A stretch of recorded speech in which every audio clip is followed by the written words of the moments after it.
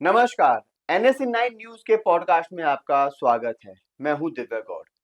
आज हम ऐसी शख्सियत से बात करेंगे जिन्होंने अपनी मेहनत और काबिलियत के दम पर राजाखेड़ा की एक छोटी सी तहसील के गांव समोना से निकलकर भारत ही नहीं, अंतर्राष्ट्रीय स्तर पर अपनी अलग ही पहचान बनाई और अपना एक अलग ही स्थान बनाया।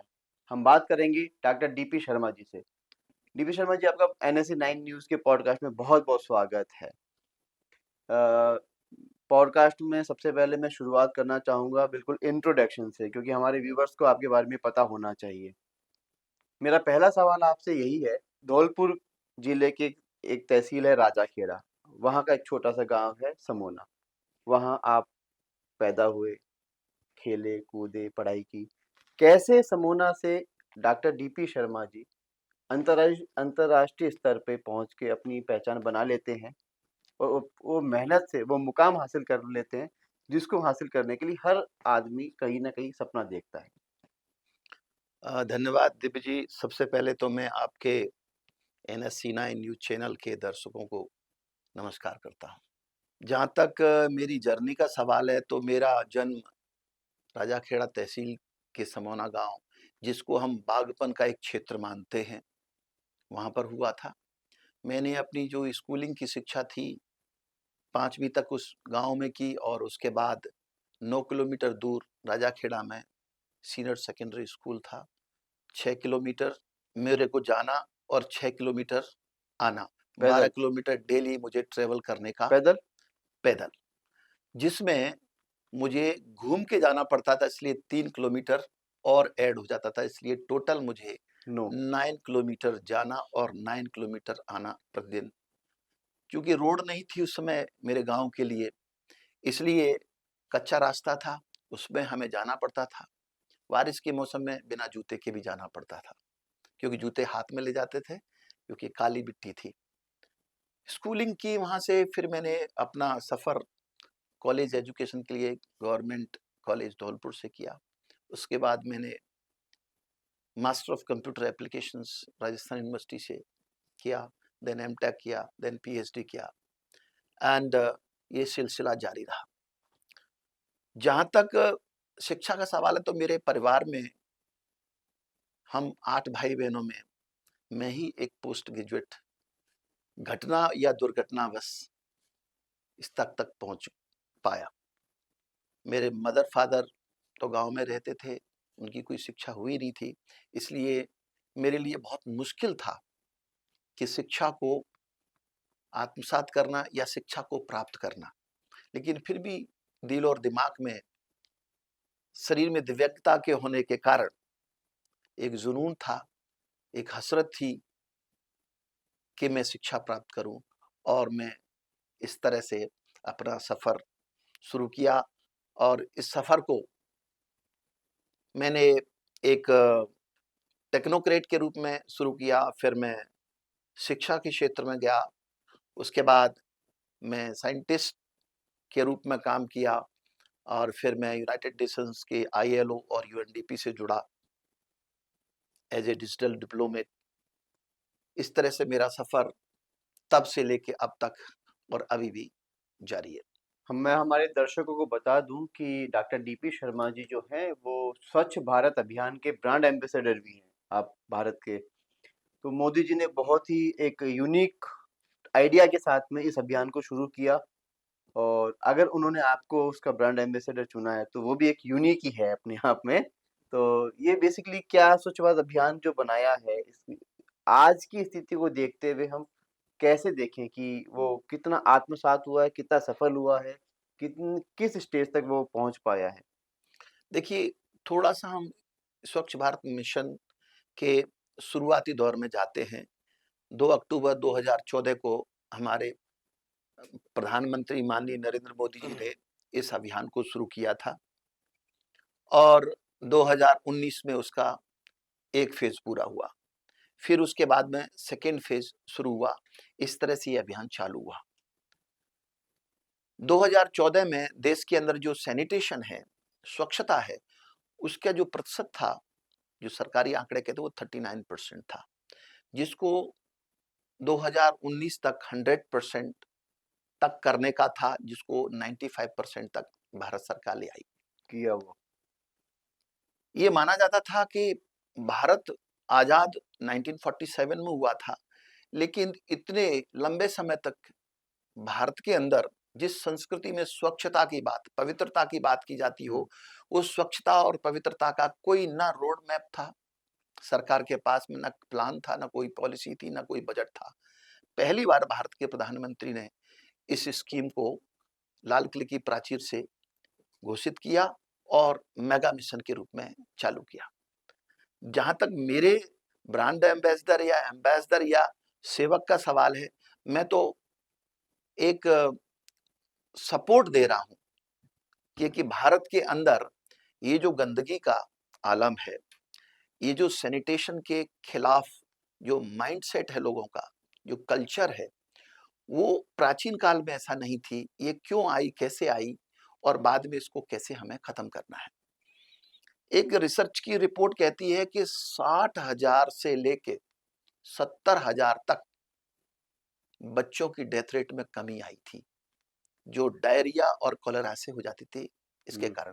तो डब्ल्यूएचओ ने भी इस स्वच्छ भारत मिशन को सराहा है और बताया है कि इस तरह का अभियान जो भी डेवलपिंग कंट्रीज में, चाहे वो किसी भी रूप में स्टार्ट करें, उसमें होना चाहिए। लेकिन इसमें सबसे बड़ा चैलेंज ये है कि इसको सस्टेन कैसे किया जाए। वही मेरा अगला सवाल था कि बड़ी समस्या है सफाई भारत में और इसका सॉल्यूशन कैसे होना चाहिए बेसिकली? क्योंकि देखिए, सबसे बड़ी समस्या सिर्फ सस्टेनेबिलिटी की ही नहीं है, एक और समस्या है, वो है हमारे माइंडसेट की। माइंडसेट का मतलब ये है कि हम, जिम्मेदारी हर नागरिक की है, हर ऑफिसर की है और हर सरकारी नुमाइंदे की है। और सिटीज़न की भी है कहीं न कहीं।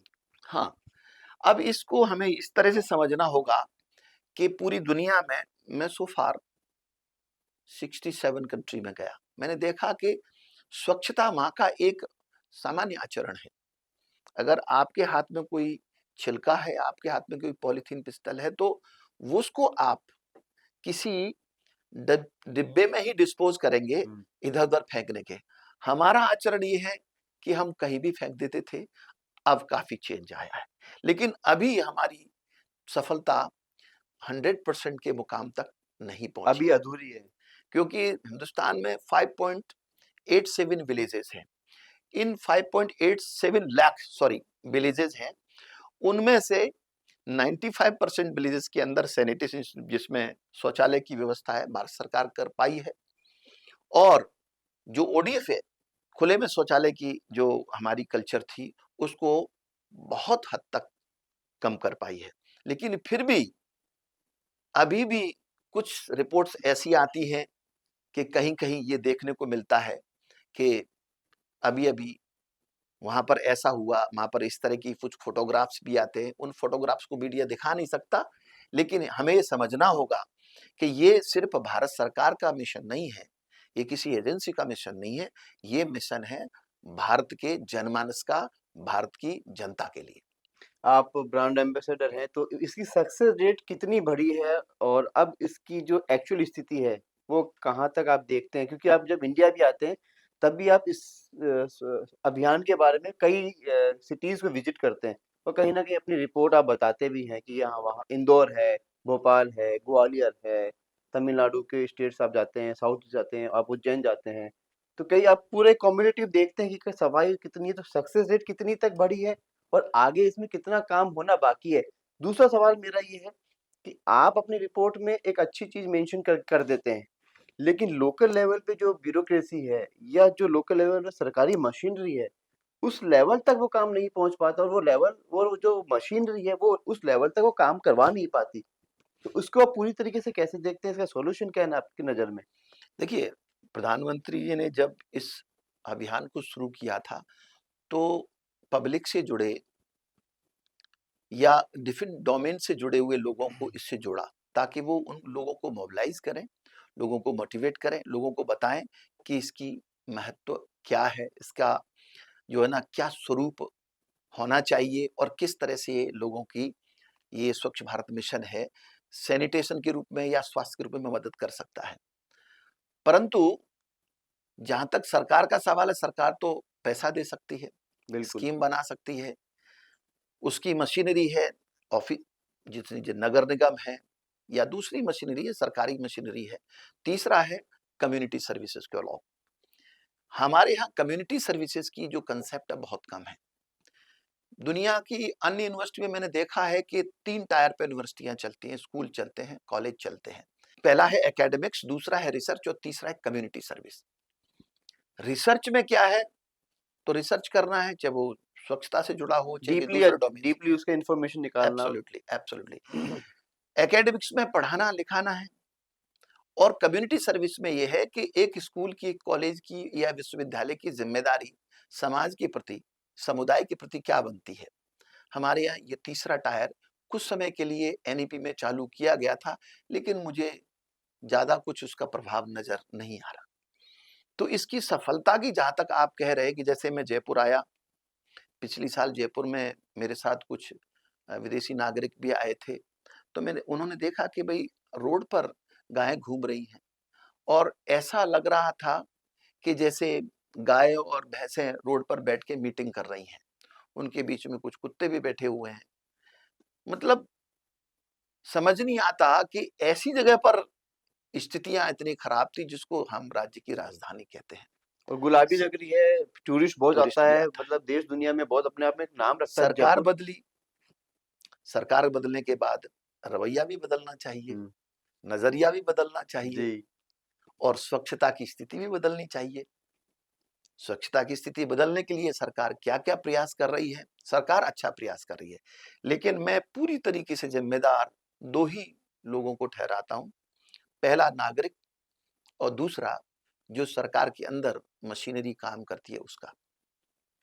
आप गले में चले जाइए, ऊपर आता है, कभी नहीं आता, लोग ऐसा बताते हैं। हुँ, मैं इंदौर गया, मैं चंडीगढ़ भी गया, मैं कोयम्बटूर भी गया, जहाँ पर भी जाता हूँ मैं 1 राउंड पूरे शहर का लेता हूँ और मैं कोई सरकारी उसमें सहयोग नहीं लेता, बिल्कुल गुपचुप में जाते हैं गुपचुप और से। अपनी रिपोर्ट और लेके आ मैं जाते खुद हैं। मेरे ड्राइवर के साथ में या मेरे साथ में जो मेरा असिस्टेंट होता है, वो वीडियोग्राफी करता है, फोटोग्राफी करता है। फिर मैं उसकी रिपोर्ट बनाता हूँ। रिपोर्ट मैं मंत्रालय को भेजता हूँ, प्रधानमंत्री जी को भी टैग करता हूँ और फिर वहाँ के अफ़सरों को फ़ोन करके बताता हूँ कि स्थिति ठीक नहीं है। हुँ, एक प्रधानमंत्री देश का, जिसको वहाँ से ऊँचाई से जो है ना, आपके गली में फैली हुई गंदगी नज़र आ रही है और आपको जहाँ बैठे हैं वहाँ पर गंदगी नज़र हमारे नहीं यहाँ आ के रही है, सफाई इंस्पेक्टर को नहीं पता होता है। उसको पता नहीं होता। तो आप क्या कर रहे हैं? क्यों ना आपको पनिशमेंट दिया जाए?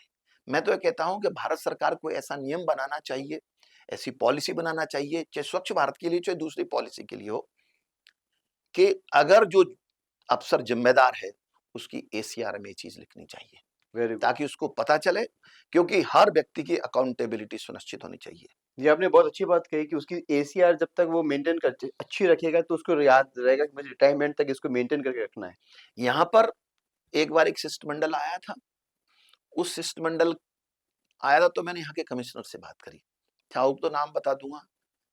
जब मैंने आप कमिश्नर से चाहें तो बता दीजिए, ये पॉडकास्ट तो है। जब मैंने कमिश्नर्स को बात की तो उन्होंने कहा साहब हमारे पास में स्मार्ट सिटी और स्वच्छता के जो है ना धरातल पर तो ऐसा कुछ बड़ा है नहीं जिसमें हम फॉरेन डेलीगेशन को दिखा सकें। तो मैंने उनको कहा कि एक कंट्री का जो फॉरेन डेलीगेशन है वो स्टडी करना चाहता है अपने स्मार्ट सिटी और अपनी नेशनल और स्टेट कैपिटल के अंदर इम्प्लीमेंट करने के लिए। तो वो यूरोप जा रहा था। वो नॉर्वे, स्वीडन जाना चाहता था। तो मैं मीटिंग में शामिल था उसमें। आई वाज़ जी, the part of that meeting. तो मैंने उनको कहा नहीं भारत में जाइए आप।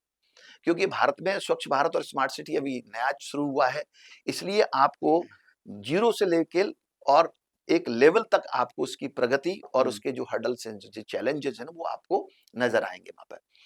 तो उसमें वो तो तैयार हो गए, उनका शिष्टमंडल आना चाहता था। मैंने यहाँ पर जयपुर के कमिश्नर से बात की तो हमारे पास ऐसा कुछ है नहीं, आप बुलाएँगे तो व्यवस्था कर देंगे। मतलब इतना नकारापन, हुँ, सो फार एक एहसान इट टाइप का। वाज़ हाँ, हाँ, इतना नकारापन, पोलाइटली कहा उन्होंने, लेकिन नकारापन और एक एक भारत के प्रधानमंत्री द्वारा स्टार्ट किए हुए मिशन के लिए जो कि जनता के लिए है और जिसकी प्रशंसा पूरी दुनिया में हो रही है, उसको धूल दूषित करने के लिए अफसर जिम्मेदार होने चाहिए, वो जिम्मेदारी का उनको आभास नहीं है, मैं वही कह एहसास रहा नहीं था है। आपको कि मतलब ऊपर से तो चीज़ अच्छी बन के आ रही है, पॉलिसी अच्छी है, अभियान अच्छा है, उसकी उनकी सोच अच्छी है, तो बेसिकली जब तक ग्राउंड पे काम नहीं होगा तब तक उसका क्लैरिटी दिखाई नहीं देगी। तो उसके लिए क्या अनुशासन, क्या इनका डिसिप्लिनरी एक्शन होना चाहिए? किस तरीके से इनको बाउंड किया जाए? देखिए इसको इन एडिशन टू इट मैंने एक ऋषभ गुप्ता जो कि सीईओ थे उसके इंदौर के, और आनंदिता मित्रा सीईओ थी चंडीगढ़ की, मैंने दोनों से बात करी। What A difference in the mindset so far I have observed, कि उन्होंने कहा कि सर आपकी रिसर्च करें, हमको क्या व्यवस्था करनी है, मैंने कहा मुझे बताइए, मैं मिनिस्ट्री से बात करूं या आप करेंगे, तो कि आपको हमको अरेंजमेंट क्या करना है। हमारी जो टीम है वो डेलीगेशन के साथ रहेगी। मैंने कहा उनको होटल उनकी व्यवस्था खुद की है, उनकी हुँ, तो गवर्नमेंट ने की है, और उनकी कार भी वो खुद अपनी से जाएंगे, उनको कोई व्यवस्था आपको नहीं करनी। तो बोले कि हम सर्किट हाउस की व्यवस्था में, नो, उनको कोई भी व्यवस्था करने की आपको जरूरत नहीं है। आपकी जो एक्सपर्ट टीम है, वो एक्सपर्ट टीम उनको साइट्स पे ले जाके एक्सप्लेन करे कि आप स्वच्छता को और स्मार्ट सिटी के जो प्रोविजंस है, जो प्लान्स है ना, उसको किस तरह से इम्प्लीमेंट कर पा रहे हैं। जो डिफरेंस मुझे इंदौर में और चंडीगढ़ में चंडीगढ़ नजर में। आया, वो जयपुर में नजर नहीं आया। तो उस समय मैं शर्म से शर्मसार हो गया था कि जिस शहर में मैं रहता हूँ उस शहर के हालात ऐसे हैं। राजस्थान तो फिर भी हमें नीचे से फर्स्ट रहता है, पिछड़ा दो हुआ पांच रहेगा। दस में, हाँ। तो ये कब बदलेगा? कभी महापौर की जंग चल रही है, जी, कभी अफसरों की जंग चल रही है, कभी ईगो की लड़ाई है। कभी ईगो की लड़ाई चल रही है।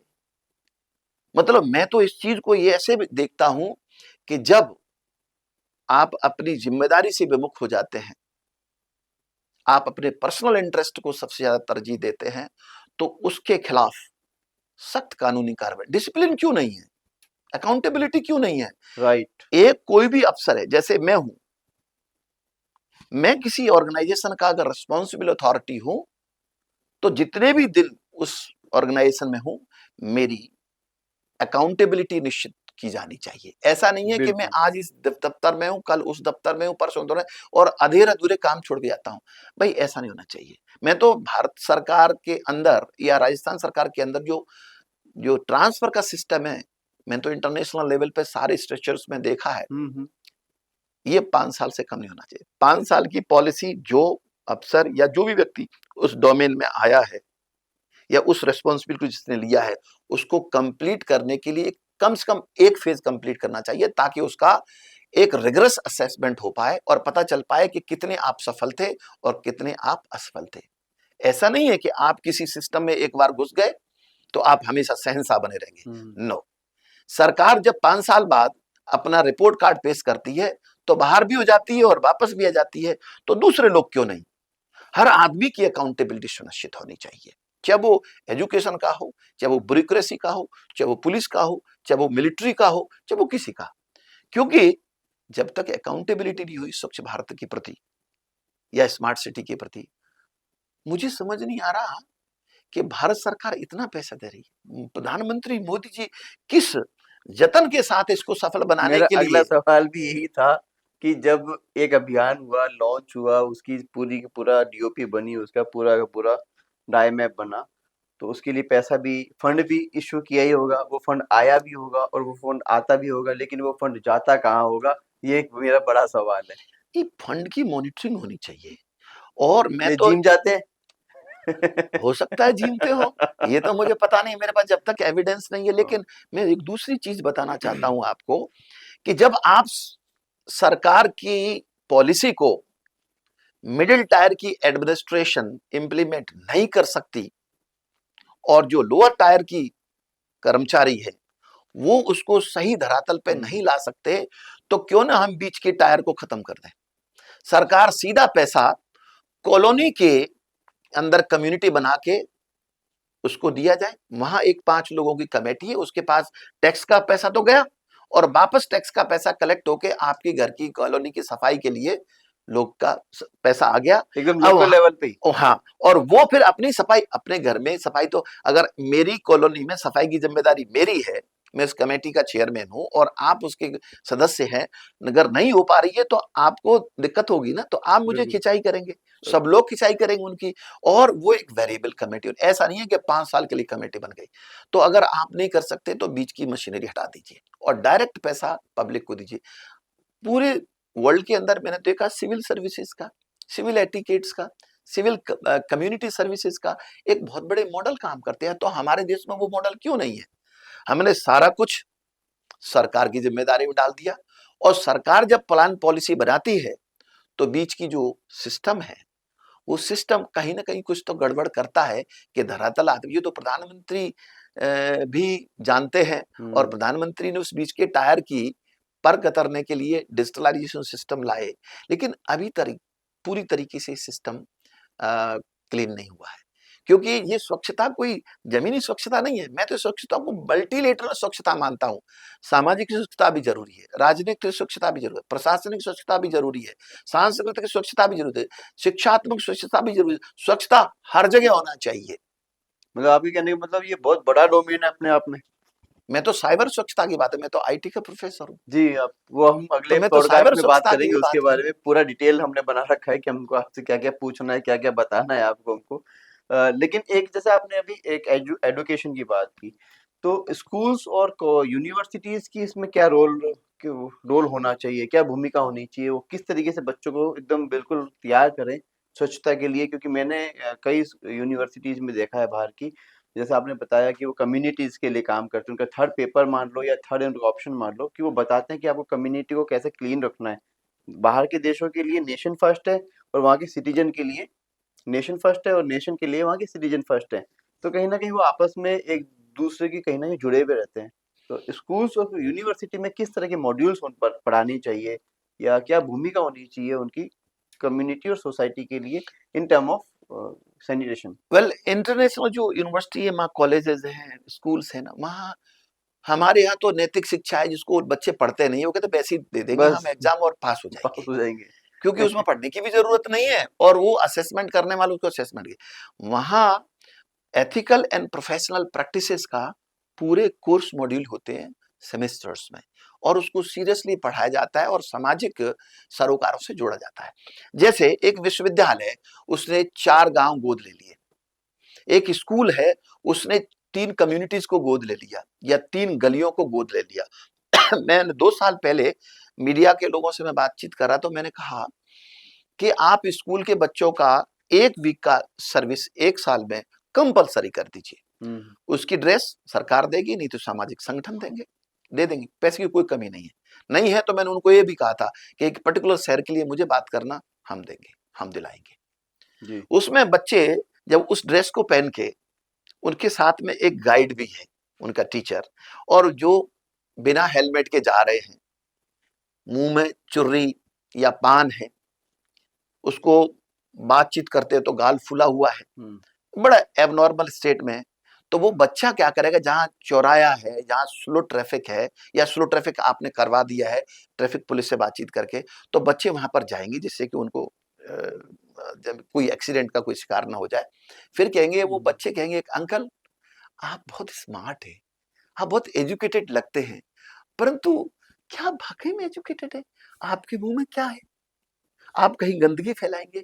आप अंकल, अगर आपको दिक्कत है तो आप थूक दीजिए, मैं रुमाल लेकर आया हूं, मैं इसको साफ कर दूंगा। और अगर कभी जिंदगी में वापस दोबारा थूके तो मुझे मेरे पापा के फोन पर बता दीजिए, तो मैं वहां आके साफ कर दूंगा। आप जब इस तरह की गंदगी फैलाएंगे, आप कहीं भी आप हेलमेट नहीं लगाएंगे, हुँ, तो आप हमें कैसे बताएंगे कि हमें क्या करना है? तो जब वो व्यक्ति वो जर्दा खाएगा, जब भी व्यक्ति कहीं थूकने उस जाएगा, बच्चे की उस याद बच्चे का चेहरा उसके सामने आएगा। आएगा। हमने कभी ऐसा मॉडल अपनाया? नहीं अपनाया। मेरे एक मित्र हैं, सोमनाथ जी, जो आईएएस ऑफिसर है, सीईओ धौलपुर, वो बड़े इनोवेटिव आइडिया वाले व्यक्ति हैं। अभी इंडिया आने से पहले मैं रास्ते में था, तो मैंने उनको कुछ मैसेज फोटोग्राफ्स भेजे। मैं ट्रांजिट फ्लाइट में था, तो बातचीत हुई, तो उन्होंने कहा कि कब आ रहे हैं, हम आपके साथ भी कार्यक्रम। बहुत ही इनोवेटिव आइडिया वाले व्यक्ति हैं। पिछली साल धौलपुर से जयपुर जब मैं इंडिया आया था फरवरी में, तो मिलने आए थे, तो हमारी बातचीत हुई। बड़ा डायनेमिक पर्सनालिटी। उन्होंने कहा कि आपके गांव से मैं एक लाइब्रेरी का मॉडल चालू किया है और स्कूल में हम संविधान को पढ़ाते हैं, तो संविधान के साथ साथ में मैं उनको बताने वाला हूं कि स्वच्छता को भी पढ़ाइए, अनुशासन को भी पढ़ाइए, है ना, एटिकेट्स को भी पढ़ाइए, सैनिटेशन को भी पढ़ाइए। तो वो इस तरह के ब्यूरोक्रेट्स होंगे, उनका मतलब वो कहते हैं कि मैं नवाचार में, मुझे बड़ी चीज काम करने की जरूरत नहीं है, मैं छोटी चीज से बड़ा परिवर्तन लाना चाहता हूं।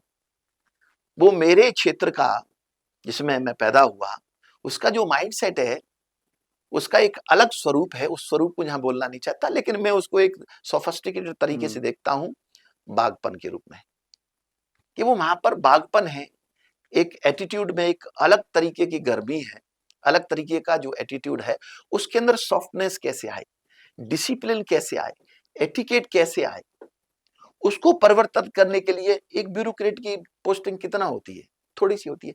ये परिवर्तन की जो विधा है, जो जील है, जो जिस्ट है, ठीक है ना, जो क्यूरियोसिटी है ना, जो रिस्क लेने की क्षमता है, कुछ आगे काम डिफरेंटली काम करने की जो ललक है, वो हर एक व्यक्ति में क्यों नहीं है। अगर यही परिवर्तन आप में, मेरे में, इनमें, पूरी जनता में, सभी पूरी सरकारी मशीनरी में हो, तो ये परिवर्तन आ सकता है। मैं कहता हूं हमारे लीडरशिप में, हमारे मंत्रियों में, हमारी ब्यूरोक्रेट्स में जितने लोग जर्दा खाते हैं, जितने लोग सिगरेट और तंबाकू पीते हैं, डेफिनेटली वो गंदगी तो फैलाते होंगे। तो उनके प्रति एक कोड ऑफ कंडक्ट भारत सरकार के क्यों नहीं, ये होना चाहिए। क्योंकि जब आप स्वयं नहीं वो कर सकते, तो आप दूसरों को क्या उस पॉलिसी का इम्प्लीमेंटेशन कर पाएंगे। मैंने नगर निगम के एक अधिकारी के मुंह से सुना था, नाम तो मैं भी नहीं बता सकता ऑन रिकॉर्ड, कि बोले हमारे यहाँ पे लाल रंग की ज्यादा जरूरत नहीं होती है, जनता आधी से ज्यादा वैसे ही पोत देती है दीवारों को, सड़कों को पीक से एक्सप्लॉइट करके, वो करके। लेकिन एक दूसरा, थोड़ा सा अपन आगे चलते हैं पॉडकास्ट में अब, कि आप यूनिवर्सिटी, हम वर्ल्ड से अब भारत से वर्ल्ड नेचर पे गए। एक बहुत बड़ी समस्या है पॉल्यूशन, और उससे भी एक बड़ी समस्या है नेचर के साथ में खिलवाड़। नेचर के साथ में खिलवाड़ हो रहा है तो पॉल्यूशन बढ़ रहा है। लोग अपने, मतलब अमेरिका जैसे शहरों की बात करूं, जो बहुत अपने आप में डेवलप्ड कंट्री मानी जाती है, वहाँ पे भी ऐसे आंकड़े या ऐसी चीजें दिखाई देती है न्यूज में, और मुझे आंकड़ों में जब मैंने रिसर्च की, कि वहाँ के लोग मेन सिटीज को छोड़ के वहाँ के गाँव में जा रहे हैं। ऐसा ही हमारे यहाँ पे भी अब ऐसा हो रहा है कि लोग गाँव, शहर को छोड़ के गाँव में बस रहे हैं पॉल्यूशन की वजह से। क्योंकि हम अब दिल्ली की बात कर लें, गुड़गांव की बात कर लें, इंदौर की बात कर लें, रायपुर की बात कर रहे हैं, नोएडा की बात कर लें, ये बहुत पॉल्यूटेड सिटीज़ हैं यहाँ। तो इन्हीं से कई तरह की बीमारियाँ हो रही हैं, कई तरह की हमें सांस की बीमारियां हैं, कई तरह की और भी चीजें हैं। मतलब एक लिविंग स्टैंडर्ड के अकॉर्डिंग नहीं मान सकते कि हम मेट्रो सिटी में रह रहे हैं, लेकिन हम वो पॉल्यूशन के हिसाब से। तो एक तो सवाल मेरा आपसे ये है कि पॉल्यूशन का क्या, एक ये जो समस्या है इसको। देखिए, पॉल्यूशन की समस्या एक लेयर की नहीं है, वो तो मल्टीपल लेयर है। एयर पोल्यूशन है, साउंड पोल्यूशन है, वाटर पोल्यूशन है, माइंड पोल्यूशन है, एटिकेट, हमारा क्या जो व्यवहार है उसके अंदर भी बिहेवियर में भी पोल्यूशन है। कहीं पॉल्यूशन है, लोगों में प्यार, अपनापन। जिस देश की संस्कृति में गेस्ट को, अतिथि को देव माना जाता हो, जिस देश की संस्कृति में गाय को माता माना जाता हो, जिस देश की संस्कृति को में छोटी बच्ची से लेकर बड़ी महिला तक देवी के स्वरूप में देखा जाता हो, इंसान को या जानवरों को भी जो है ना एक अलग दृष्टि से देखा जाता हो, उस देश के अंदर कभी-कभी मुझे बड़ी तकलीफ होती है कि ये सब चीजें जो देखने को मिल रही है वो कैसे आई, क्यों आई, कहां से आई, और इसका हल क्या है। आपने पोल्यूशन की बात करी तो मैं दो तीन चीजें इसमें बताना चाहूंगा, कि जैसे हमारे पास इलेक्ट्रॉनिक आइटम्स है, मोबाइल है, मोबाइल है। लैपटॉप है, ये लैपटॉप मोबाइल से हैं, ये सभी डिस्पोज होते हैं, तो हम क्या करते हैं, छोटे बच्चे को पकड़ा देते हैं, वो उसको चबा लेता है, या फिर हम कहीं रख देते हैं, वो 10 साल पुराना है कि हमारे दादाजी का मोबाइल था या हमारे पापा जी का मोबाइल है, अरे इसको बेच नहीं सकते। वैसे भी क्या नेक्स्ट जन 2 साल बाद मोबाइल की कोई वैल्यू खत्म हो जाती है। आपको ये पता नहीं है कि ये मोबाइल कैडमियम, क्रोमियम, मरकरी और लेड 4 तरह के टॉक्सिक मटेरियल से बनते हैं, और ये एक समय के बाद में इनमें से जो मटेरियल है वो हमारी हाथों में, उंगलियों पे, अच्छा। हम खाना भी खा रहे हैं और हम जिसको डिस्पोज करके कहीं फेंक देते हैं, मतलब क्योंकि हमारे यहाँ 3 तरह का डिस्पोजल है, गीला कचरा, सूखा कचरा जो भारत सरकार ने किया और इलेक्ट्रॉनिक वेस्ट। इलेक्ट्रॉनिक वेस्ट के लिए जयपुर में कोई डिस्पोजल प्लांट है कि नहीं है? हम तो सुनिए आपसे रहे हैं। हाँ, तो वो मुझे पता ऐसा नहीं है। डिस्पोजल प्लांट का मतलब है आप कचरे को उस डब्बे में डाल दिए, वो सेपरेट कंटेनर में जाएगा और उसके अंदर कैडमियम अलग होगा, मरकरी अलग होगा, लेड अलग होगा, सारे जो टॉक्सिक मटेरियल्स हैं, जैसे कैंसरस मटेरियल्स हैं, उनको अलग किया जाएगा।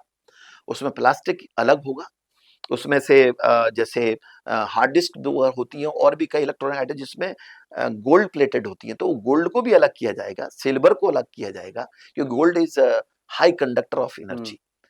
तो उन सबको अलग करने के बाद यहाँ पर कोई सिस्टम नहीं, ये सब इधर डाल दिया। अब वहां से बारिश आती है या नाला जाता है, वो मिक्स होने के बाद में पानियों में जा रहा है। मैं आपको बता रहा हूँ 10 साल से 20 साल के बीच में कोई भी भारत की नदी, कोई भी भारत की ये जो नहर या कोई भी भारत की झील वाटर झील रिसोर्सेज। वाटर रिसोर्सेस, पानी पीने की तो बहुत दूर की बात है, बड़ी बात है, हमारे हाथ लगा के चेहरे पे लगाएंगे तो फफोले पड़ जाएंगे। ये मैं चाइना में, मैं 2-3 बार चाइना विजिट किया हूँ, चेंगडू गया हूँ मैं, चाइना चेंगडू, एंड मैं दलियान गया हूँ, संघाई गया हूँ और ग्वांग्झाओ गया हूँ। तो मैंने वहां देखा है कि वहां पोल्यूशन का जो लेवल है, उस लेवल को वो तो कम कर रहे हैं और हम बढ़ा रहे हैं। एक बात, तो इसके लिए सरकार की क्या प्लान पॉलिसी है? सरकार की प्लान पॉलिसी तो है, मैं तो माननीय प्रधानमंत्री जी को मतलब तारीफ करता हूँ। और अभी हमारे मुख्यमंत्री भजन लाल जी तो नए-नए आए हैं, तो अभी सरकार को स्टेबल होने में टाइम लगेगा, लेकिन सरकारी मशीनरी तो वही है ना, उसको बदलती नहीं है। उसका माइंडसेट अगर नहीं हो तो कोई भी सरकार आए, वो तो उसको फेल कर देगी। एक जो आपने बात कही कि रिवर्स माइग्रेशन, कि हम लोग पहले गाँव से शहर की तरफ चलते थे, अब शहरों से गाँव उससे की तरफ। पहले एक ज़हन में एक सवाल है जो मैं भूल जाऊँगा और अपन आगे टॉपिक पे बढ़ जाएँगे। आपने अभी बात करते-करते 3 स्टेप बताई थी पॉल्यूशन की, जिसमें आपने कुछ हाथों को मोबाइल में ऐसे कहा था कि मोबाइल की कुछ कर एक 10 साल के बाद में या 2 साल के बाद में वो हाथों पे आ देखिए जाती है। होना लग जाता है उसमें जो टॉक्सिक तो मटेरियल्स हैं वो। उससे वो क्या है वो उसको थोड़ा-सा विस्तार से देखिए, जैसे बच्चा है, बच्चा कोई इलेक्ट्रॉनिक आइटम को खा रहा है हुँ, या वो पुराना कोई मोबाइल हमने हाथ से लिया और खाना नहीं किया, तो उसके अंदर जो टॉक्सिक मटेरियल के जो माइक्रो पार्टिकल्स है ना, वो हमारे बॉडी में जाएँगे ना। वो हाथों में आ जाते हैं। हाँ, बिल्कुल। ये प्लास्टिक से आ रहे हैं, प्लास्टिक, ये तो रिसर्च स्टडी अभी रिवील हुई है कि जो हार्ट अटैक जो इंडिया में एनवर और पूरे वर्ल्ड वाइड जितने भी हार्ट अटैक्स आ रहे हैं, वो प्लास्टिक जो है ना हमारे बॉडी में जा रहा है, डिफरेंट डिफरेंट पैकेजिंग के थ्रू, और वही जो टॉक्सिक मटेरियल के रूप में प्लास्टिक जा रहा है ना, वही हमारी जो वेन्स है ना, जो ब्लड की, है ना, उनको ब्लॉक कर रहा है। हमारे बॉडी के अंदर जो विजाती चीज़ें हैं, जाएँगी तो उनसे अनडिटरमाइंड, अनिर्धारित, हमको पता नहीं है क्या रिएक्शन हो रहा है, कौन-सी चीज़ कहाँ जमा हो रही है, और उससे आपने 10 साल पहले देखिए गाय मरती थी, तो गाय का मरने के बाद जब गाय का बॉडी खत्म हो जाता था, तो उसमें प्लास्टिक के ढेर मिलते थे। तब लोगों ने, एक व्यक्ति ने स्टडी करके बताया कि भैया प्लास्टिक के कारण गायें मर रही हैं। हुँ, अब वो आदमी मर रहा है और फिर सब लोग मरेंगे अगर ये प्लास्टिक को हमने कंट्रोल नहीं किया एनवायरमेंट। और प्लास्टिक तो छोड़िए, हम तो कह रहे हैं कि इलेक्ट्रॉनिक, मेरी तो 2 आर्टिकल 1997 1999 में इलेक्ट्रॉनिक मैग्नेटिक वेव्स के ऊपर भी आया था कि मोबाइल से जो रेडिएशन निकलता है वो भी बॉडी के लिए खतरनाक तो ये क्या है है ना? गवर्नमेंट को पता है यहाँ तक ये सब चीज़ें? गवर्नमेंट को तो सब पता है और गवर्नमेंट पॉलिसी भी बनाती है, लेकिन पॉलिसियां क्या है? कागजों को सुशोभित करती है, हुँ, टेबल्स को के अंदर जो दराज है उनको सुशोभित करती है, बस। और बजट को सुशोभित करती है कि बजट आ गया और बजट खत्म हो गया। तो मैं बात कर रहा था कि एक संस्कृति थी कि लोग कहते थे कि छोटा सा प्लॉट मेरा शहर में हो जाए तो मैं मकान बना अब लूँ। फिर अपन रिवर्स उस पे आए हाँ, थे माइग्रेशन पे। अब ये स्थिति आ गई है कि छोटा-सा खेत ले लें, 2 बीघा, 1 बीघा, तो हम एक फार्म हाउस बना लें। तो मतलब पहले हम गाँव से शहर की तरफ सोचते थे, अब हमारा जो थिंकिंग प्रोसेस है ना, जो माइग्रेशन रिवर्स हो चुका है जी, कि हम शहर से गाँव में जाने की, या गाँव शहर से दूर गाँव की कल्चर क्यों? ये स्थिति हमारा जो आज़ादी के बाद जो शहरों का, शहर के विकास का, गाँव का, गाँव के विकास का जो मॉडल था, पूरी तरह से फेल मॉडल था। हमारे पंडित नेहरू जी जो प्रथम प्रधानमंत्री, उन्होंने, क्योंकि उनको गांव से थोड़ा सा ज्यादा मोहब्बत नहीं थी, उन्होंने हमारे जो ट्रेडिशनल जो कल्चर थी ना, उससे कोई ज्यादा मोहब्बत नहीं थी, कल्चर से कोई मोहब्बत नहीं थी, उनको मोहब्बत थी शहरों में, चमक दमक से मोहब्बत थी, तो उन्होंने आलीशान शहरों के जिंदगी से। विकास पर ध्यान दिया। सारे विश्वविद्यालय, कॉलेज, बड़े बड़े स्कूल शहरों में होने चाहिए। तो लोग गांव से शहर पे आते हैं, अब शहर में इतनी भीड़ बढ़ा दी कि वो कहाँ जाएगी, वो पोल्यूशन है। 4 गाड़ी डिस्पोज नहीं होती और 400 गाड़ियां रोड पर आ जाती हैं। रोड 50 गाड़ियों के लिए 4 गाड़ी से 50 गाड़ी का बनाते हैं, 400 गाड़ियां रोड पे आ जाती, तो ट्रैफिक जाम तो रहेगा ही। गांव में हैंडपंप 4 लोगों का लगाते हैं, जो है ना, जनसंख्या बढ़ जाती है, 6 हैंडपंप के लिए 2 खत्म हो जाते हैं, 2 खराब हो जाते हैं, 2 के लिए बजट आता है। तो हैंडपंप से हम कभी बाहर निकलेंगे तब हम विकास की बात सोचेंगे ना। अब मोदी जी इस पूरी चीज को, पूरे माइंडसेट की री इंजीनियरिंग करना चाहते हैं। मैं तो प्रार्थना करता हूं भगवान से कि ऐसा प्रधानमंत्री भगवान एक 50 साल तक और दे दे, क्योंकि वो तो एक सर्टेन एज के बाद या सर्टेन टाइम के बाद हर आदमी अस्थायी है जीवन में, है ना, 10 साल 20 साल, है ना, बाद जब वो हटे तो दूसरा प्रधानमंत्री हमारा उसी माइंडसेट का हो, और मुझे लगता है कि होना चाहिए भी। तो कि ये जो है ना हमारी चीज जो हमने चालू की है वो सस्टेनेबल हो। हम तो सपेरों का देश थे, हम तो गंदगी का देश थे, हम तो गोबर का देश थे, हम तो गंद का देश थे, हम तो गाय का देश थे। अब हमारे देश को मिसाइल का देश बनाया है, अब हमने देश की मॉडर्निटी का देश बनाया, रक्षा में बहुत आगे बढ़ गए। अब हमने इस देश को जो ना एक मिसाल देने का, मिसाल नहीं मिसाल देने का देश बनाया। हमने विकसित देश की बात की है। तो जो बात कर रहे थे आप कि जो रिवर्स माइग्रेशन है वो चालू हो चुका है, लेकिन जहां तक पोल्यूशन का बात है, पोल्यूशन की जहां पर क्या है, जब हॉर्न बजाते हैं लोग, जयपुर में कोई व्यवस्था नहीं है, जबकि फॉरेन कंट्री के अंदर जो डेवलप्ड कंट्री है, अगर आपने हॉर्न बजा दिया तो सामने वाला व्यक्ति इसको अब्यूज समझता है, गाली समझता है, वो कहता है कि मैंने क्या ऐसा गलती की, मैं अपने लाइन में चल रहा हूं, मैं डिसिप्लिन्ड हूं, आप हॉर्न क्यों बजा रहे। यहाँ पीपी करना जो है ना एक बड़ी आदत बनी हुई, हॉर्न बजाना एक आदत। हॉर्न भी क्या है कि वो ऐसे डेसिमल के अलग होते हैं, मतलब बिल्कुल अलग, वो एक अलग कल्चर है, वो एक अलग कल्चर है। उस कल्चर को यहाँ कोई, हम आखिर जा किधर रहे, इस चीज को समझने की जरूरत है। हमें उस डिसिप्लिन को अडॉप्ट करने की चाहिए जिसको प्रधानमंत्री मोदी जी चाहते हैं कि हमारा देश, हालांकि दुनिया के अंदर हमारे देश की जो स्टेटस है ना, हमारे पासपोर्ट की वैल्यू है, हमारे सिटीजनशिप की जो है स्टैंडर्ड है, वैल्यू है, वो बहुत बड़ी, एक ड्रामेटिक चेंज आया है। और उस ड्रामेटिक चेंज के कारण आज मोदी जी को मैं एक कंट्री में जा रहा था, मेरा ड्राइवर था, तो उसने पूछा टूटी फूटी इंग्लिश में, क्योंकि ड्राइवर को इतनी अच्छी इंग्लिश नहीं है, तो वो वहां की लोकल भाषा बोलता कि you Indian, yes of course I am Indian, Modi Modi, या prime minister Modi is Modi Narendra Modi. Oh my God, what an excellent prime minister, excellent, excellent, honest, I love him. But our country, corrupt, corrupt, corrupt. 3 times he has spoken 3 times, corrupt for his country, Prime Minister. And he say honest. Oh my God, what a Prime Minister.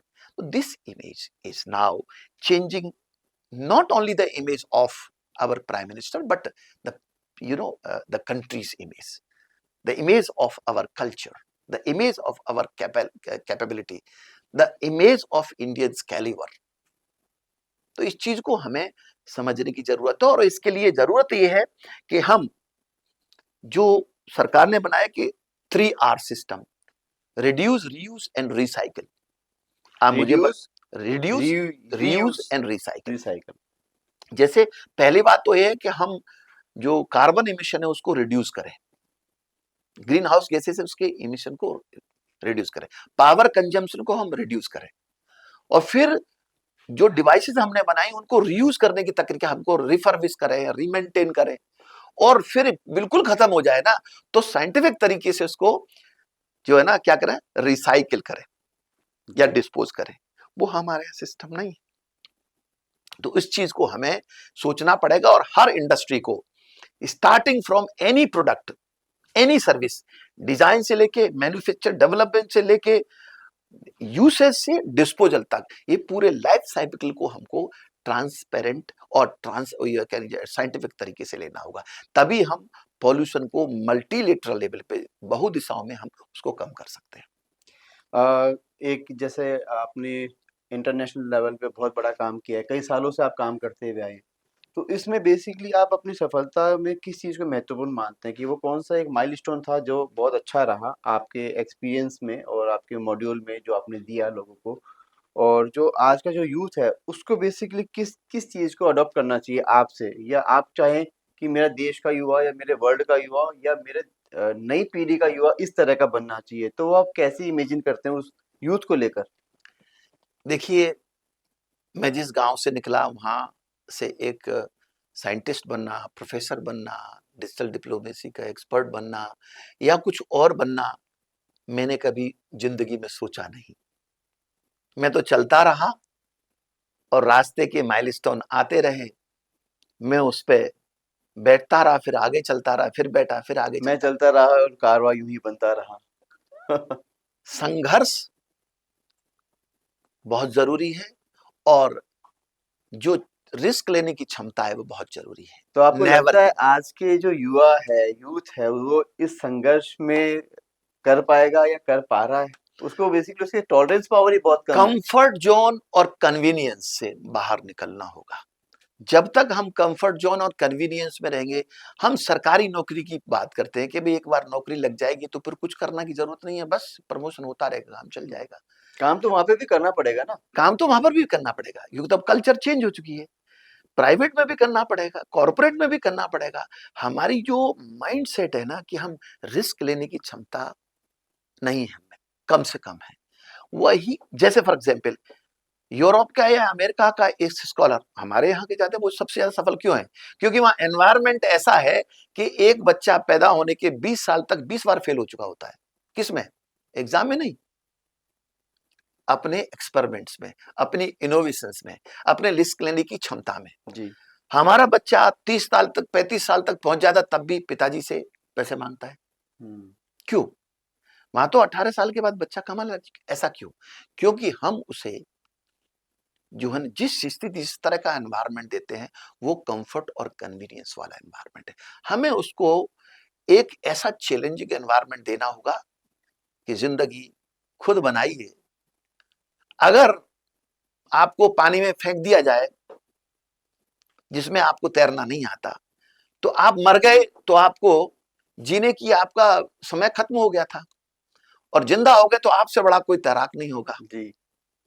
अगर ये हुनर आपके अंदर है, ये काबिलियत है, risk लेने की कुछ क्षमता है। इससे मिलता-जुलता मेरे फ़ादर कहते हैं, अभाव में ही जो पलती है प्रतिभा प्रतिभा जो होती है वो अभाव में पलती है। तो लेकिन आजकल के युवा की जो बेसिकली जो सोच है वो कहीं न कहीं ना तो रिस्क लेने की है, ना वो उस कम्फर्ट ज़ोन से बाहर आना चाहता है। उसको अपनी डिग्री चाहिए, डिग्री के बाद में उसको बढ़िया पैकेज चाहिए, बढ़िया सुविधा चाहिए, लेकिन काम की जब उसकी अकाउंटेबिलिटी आ जाती है, जब उसकी लायबिलिटी आ जाती है, वहाँ वो फेल दिखाई देता है। देखिए हमारे देश, संघर्ष उसने किया नहीं, गरीबी उसने देखी नहीं, अभाव उसने देखा नहीं। वो स्कूल से लेकर यूनिवर्सिटी तक आराम से बिल्कुल सुविधाओं से लैस, बाद में ट्यूशन फीस के साथ में वो बिल्कुल अपनी डिग्री होल्डर डिग्री लेके आता है। ऐसे कई यूथ भी हैं जो मतलब बेसिकली भटकते भी रहते हैं, उनको अपने एम का भी नहीं पता होता, उनको ये नहीं पता होता कि मैंने पढ़ाई किस चीज़ के लिए की है, मुझे बनना क्या है जीवन में और किस मुकाम को पाना है या क्या मुझे मंजिल को हासिल करनी है। तो कहीं न कहीं वो जो कन्फ्यूज़ युवा है, वो आपसे क्या सीखे या आप उसको क्या बताएँगे कि मतलब किस तरीके से वो अपने जीवन का एम को और पाथ को हुनर कोई भी खराब नहीं होता। अगर आप फिल्म में जाते हैं, जाना चाहते हैं, या आप शिक्षा में जा टीचर बनना चाहते हैं, प्रोफेसर बनना चाहते हैं, या आप बिजनेस बनना चाहते हैं, या पॉलिटिक्स, आप उस विधा को, आप उस प्रोफेशन को जीने की कोशिश करिए। 24 घंटे हर कार्य में, चाहे बैठे हैं, चाहे सो रहे हैं, चाहे चल रहे हैं, चाहे खा रहे हैं, आपके दिमाग में एक ही विधा का जुनून होना चाहिए। तो ऊपर हमेशा जगह खाली रहती है, सबसे टॉप मंजिल पे हमेशा एक जगह खाली रहती है। हुँ। उसके ऊपर कुछ बना लीजिए, फिर जगह खाली होगी। और अगर वो नहीं है कि मैं बीएड कर लेता हूं, अगर बीएड में नौकरी लगी तो मैं अब एमएड कर लेता हूं, क्योंकि मैं एक नई पीढ़ी बेरोजगारों की, बीएड करने वालों की बहुत बनाऊंगा, मतलब कुछ नहीं है करूँ तो ना? बीएड ही कर फिर लूँ। बीएड कर लेता हूँ। और 10 डिग्री से कुछ नहीं होता। डिग्री तो एक सर्टिफिकेट है, कागज का टुकड़ा है। रियल जो स्किल है ना, रियल जो हुनर है, वो आपके अंदर आपकी ज़ील, आपके डेडिकेशन, आपके डिटर्मिनेशन और आपके फोकस से निर्धारित होता है। अब जैसे एक बार उनसे पूछा गया था पंडित जसराज से जी। कि आप अगर ये गीतकार या संगीतकार नहीं होते तो क्या होता? तो मैं कुछ नहीं होता। तो मैं कुछ नहीं होता। सीधा सपाट जवाब दिया, सही, बहुत बढ़िया तो बात है, ये अच्छी चीज बात है। जानने की जरूरत है। अगर आप पॉलिटिशियन बनना चाहते हैं तो मोदी जी की तरह पॉलिटिशियन बनिए। बहुत बढ़िया। अगर आप साइंटिस्ट बनना चाहते हैं तो स्टीफन हॉकिंस की तरह साइंटिस्ट बनिए। जो अगर आप अभिनेता बनना चाहते हैं तो नाना पाटेकर की तरह बनिए। वेरी गुड, क्या बात है। और बहुत अगर आप बिजनेसमैन बनना चाहते हैं तो अंबानी की तरह कैसे जमीन से जहां तक पहुंचे, वो उनका अपना हुनर था। ये चीज समझने की जरूरत है और ये इल्म रखने की जरूरत है। इल्म को इसको समझने की जरूरत है कि सफलताएं कभी भी सीधे रास्ते से नहीं आती। बहुत गहरी आपको बात बताई आपने। पानी में उतर के आप कभी भी टेबल कुर्सी पर बैठ के तैरना नहीं सीख नहीं सकते। सीख सकते, आपको पानी में उतरना उसकी पड़ेगा। गहराई में उतरना पड़ेगा, उसको नापना पड़ेगा और उसको जीतना पड़ेगा। और अगर आपको, मैं जब पहली बार मिशन पे विदेश गया तो मेरा पहला जो मिशन था ना, वो ईस्टर्न अफ्रीका के लिए मैं गया था जी। पहली बार। आज से करीबन 20 साल पहले, 18-20 साल पहले।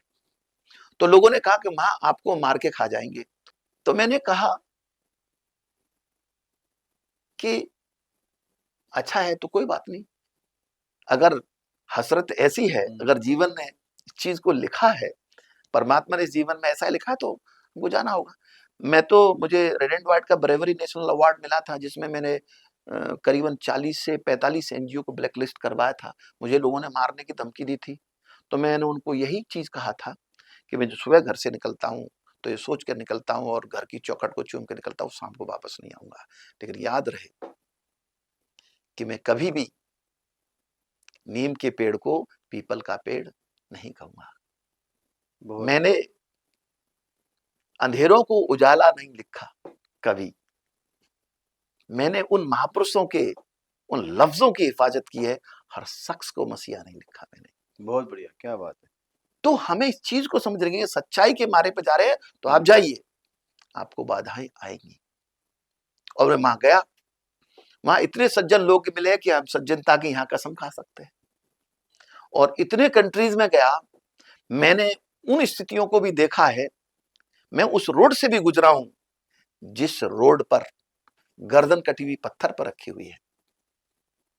तो अगर, और उसके बाद मैं फिर अलग अलग कंट्री में मेरा मिशन रहा, तो इस रिस्क लेने की क्षमता होनी चाहिए इस चीज को ना। तो युवाओं के लिए तो मैं यही कहना चाहता हूं कि अपने दिमाग के अंदर जितने भी कुलबुलाहट है, जितने भी तूफान हैं, जितने भी टर्मोइल्स है ना, जी। उनको कभी थमने मत दीजिए। पता नहीं किस तूफान से निकली हुई कौन सी तरंगे आपके जीवन को बदल देंगी। क्योंकि उन तरंगों को आपको एक प्रोफेशनल मॉडल के रूप में कन्वर्ट करना है। एक जिज्ञासा है, उसको आपको बिजनेस या विधा के रूप में कन्वर्ट करना है।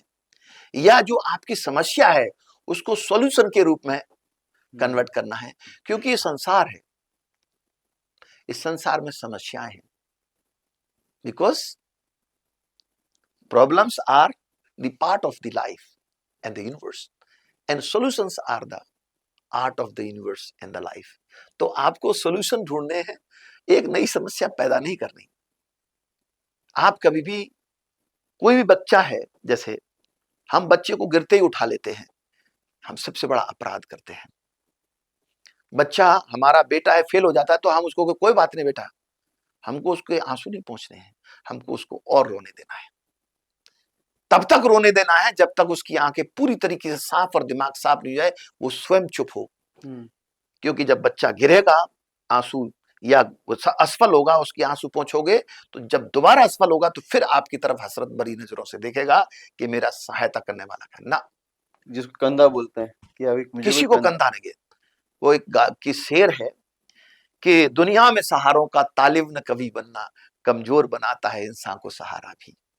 जी। हमारे देश में जिस सहारे के दम पर बहुत सारे सिस्टम चल रहे हैं ना, उस सहारे की जरूरत नहीं है, हमें उनको मजबूत बनाना है।